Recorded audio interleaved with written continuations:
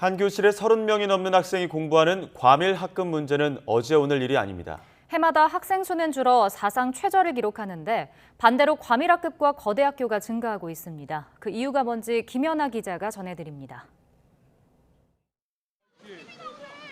경기도 김포시 운양동의 중학교입니다. 학급당 학생 수가 35명이나 되는데 인근 3개 중학교가 모두 이런 초과밀 학교입니다. 신도시를 만들면서 교육 수요를 제대로 예측하지 못한 겁니다. 여름에 너무 애들끼리 모여 있으니까 좀 밀집되어 있어서 덥고 막 선풍기 같은 거 자꾸 차지하려고 해가지고 선풍기 막 부서진 적도 있어요.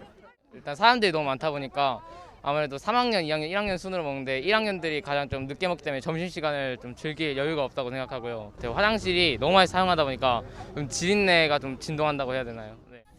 교육당국이 매번 과밀학급 해소를 약속했지만 지난해에도 과밀학급 비율은 별 차이가 없고 과밀학급 문제가 가장 심각한 중학교는 한 반에 30명 이상인 학급이 1,300곳 넘게 늘어 문제가 더 심각해졌습니다. 몇 년째 반복되는 과밀학급 문제는 교육당국이 학령 인구 감소를 이유로 학교 설립에 소극적인 탓이 큽니다.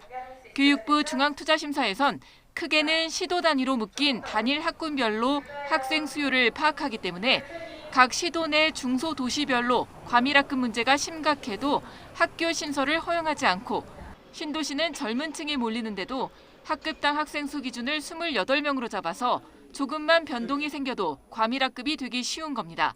실제 전국에서 가장 과밀학급이 심각한 김포와 화성시도 평균 학생 수는 27명 수준인데 한강 신도시와 동탄 신도시 쪽은 36명이나 돼서 편차가 큽니다.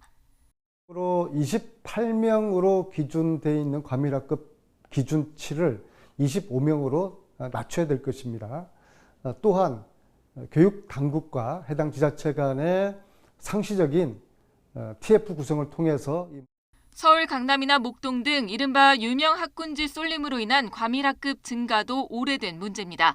도심 학교들은 추가 부지 확보가 어려워서 증축해야 하는데 학기중 공사나 모듈 교실 도입은 학부형 반발이 거세고 기존 교실을 바꿔 쓰더라도 교육부가 교원 정원과 예산을 늘려주지 않으면 소용이 없습니다.